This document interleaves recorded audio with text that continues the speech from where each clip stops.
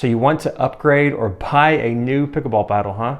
Well, I know it can be a daunting process, but by the end of this video, you're going to have a very clear idea on what you need to be looking for based on your own preferences, and you'll be able to choose a pickleball paddle like a pro. I've got some paddles out here in front of me.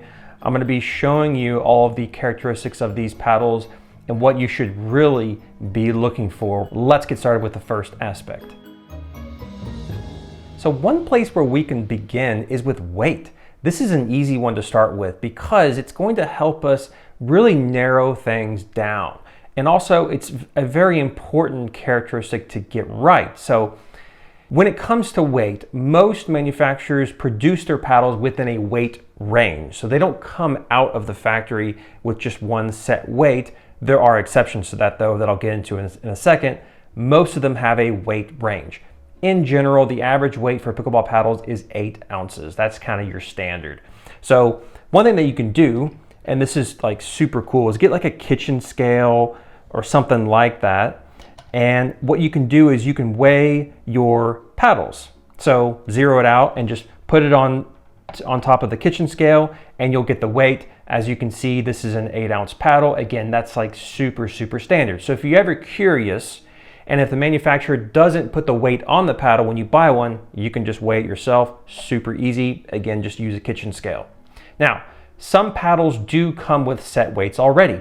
Gearbox is one of them. Gearbox is really cool. I really like Gearbox because they make their paddles one by one, and each of these paddles are a specific weight. So the Gearbox CX14 here as an example is going to be 8.5. You can't read it on here, but it's kind of on the paddle right here. It's 8.5 every single time. They have other paddles that are at specific weights as well, but it's important to know your weight range. What can you handle? Here's the general rule.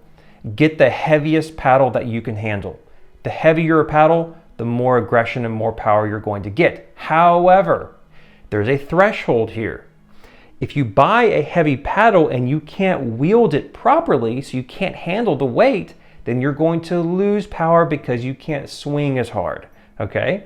So there are a couple of signs when it comes to using a paddle that's too heavy.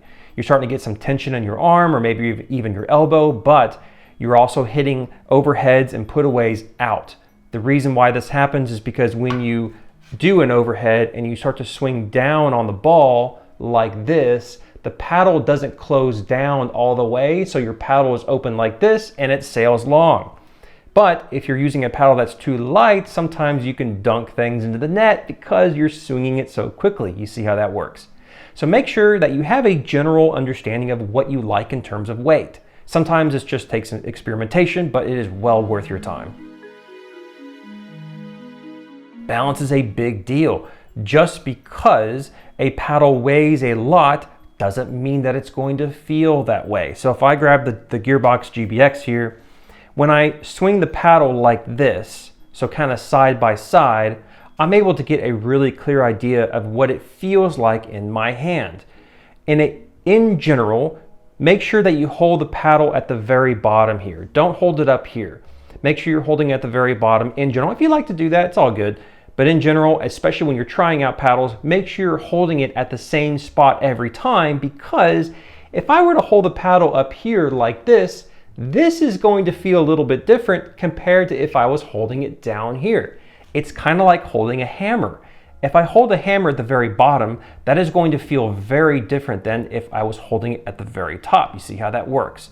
Balance is a big deal when it comes to pickleball, but again, it's a feel thing.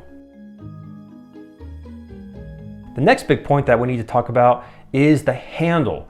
Oh boy, I mean, the handle is huge because this is your introduction to the paddle. This is the connection point. So what should you be looking for? Back in the day, it was pretty rare to see pickleball paddles that had really long handles. And by back in the day, I mean like 5 years ago. But you know, some of you may remember this paddle. This is like almost an ancient treasure at this point. This is the Selkirk Omni. Look at the size of the handle. It's tiny. This is probably about 4 inches. People used to make paddle handles like this, but as the game has advanced, this is no longer the case. Most paddles are going to be anywhere between, you know, like the Selkirk Halo over here, this is about 4.5 inches. And then both of these over here are probably 5 inches, somewhere around there. Sometimes you can even get handles that are longer. Now, why should you get a longer handle? Here is the sneaky thing about this stuff. If you are more of an aggressive player, if you like to get topspin, power, that kind of thing, you need to make sure that you have a long handle. Very, very important. The reason is because when you hold the paddle at the very bottom of the handle like this, it is increasing the distance between you and the center of gravity of the paddle. Whereas if I were to hold a paddle like this, my hand is much closer to the center of gravity. So the further you hold the paddle away, the better. This is why using a longer handle is good, because of all of this empty space right here. All this empty space means there's no weight here, which means there's further weight away from you. It's kind of like a fly swatter. Imagine using a fly swatter with that regular long handle, right? And then imagine using one that has like a tiny little handle, and the distance between your hand and the swatty thing is not very far. That would just be really, really awkward, right? The reasons why you wouldn't want to have a long handle is because you're not a power player. Maybe you're more of a casual player. You don't want to hit the ball very hard, or maybe that's hard for you. Then definitely get the smaller handle, like a 4-inch or 4.5 inches, something like that. But again, when it comes to the Omni here and these tiny grips, manufacturers rarely make grips like this anymore. So definitely focus on a sort of 4.5-inch handle. That gives you more sweet spot closer to your hand, which is good. It's also important to talk about the bevels. So let me see if I can show this to you. So do you see the highlight right here? You see that highlight? These are bevels that are on the paddle. Some handles have them, some handles don't. If you come from tennis and you like those bevels, then this is going to be a good idea for you. In tennis, they use the bevels to kind of adjust their grip. In pickleball, we don't really do that as much, but if that's you, then great. Make sure you get something that have bevels on them. Luckily, a lot of the marketing images that manufacturers put on their website show the bevels quite easily. Another thing that you can do is just look at the end cap here. So you see the octagon shape? You can see that pretty clearly there. Now, one thing that's important to mention here is that if you do like the bevels, but you also like overgrips, it's possible that you can overgrip too much to where you're reducing the contour effect of the bevel. So make sure you're aware of that. If you want to apply an overgrip, but you still want that contour effect, make sure you remove the grip first, then put the wrap on there. The next thing is grip circumference. Now, this is just total personal preference here. You're not going to notice a big difference in performance going from a really thick, beefy handle to a more skinny or narrow one. Like the Gearbox CX14 here, the grip is quite narrow. It's not as thick. Most paddles are going to be like this. It's pretty rare to see grips that are super skinny anymore, but again, in general, you should get a grip that's small and then build up the grip with wrap if you want to. But again, watch out for those bevels.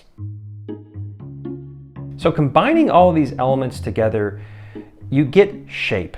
And shape is really one of the most important things about these paddles when it comes to making your choice. Like the Selkirk Halo over here is your traditional 8-inch wide paddle here. You've got the 4.5-inch long grip, at least it should be that long. This is a very traditional paddle, super traditional. Then you have the more elongated version. So you have 7.5 over here. And then you also have another 7.5 over here. This is the width, of course. What does that mean, 7.5 versus 8 inches? What that means is that you're getting less sweet spot on the sides of the paddle. So you have a 1/4 inch less on each side. However, it makes the paddle a little bit more aerodynamic so that you can swing it a little bit harder. However, again, the sweet spot's gonna be crunched a little bit on the side. The paddle I have over here on the right is a more slender, sort of teardrop, I guess you could say, paddle. You're seeing a lot of these more often. And what's going on with these paddles is that they have a tendency to come up a little bit more after the handle. So if you can see this, if I kind of lay these over the top, both of these paddles are the same height, but do you see how you can see the Gearbox GBX underneath? That's because the Selkirk Halo here is coming up more. So it's a little bit more slender. Again, it makes the paddle more aerodynamic, but most importantly, guys, it's for the two-hander. This is a big deal. You've got to start learning the two-hander.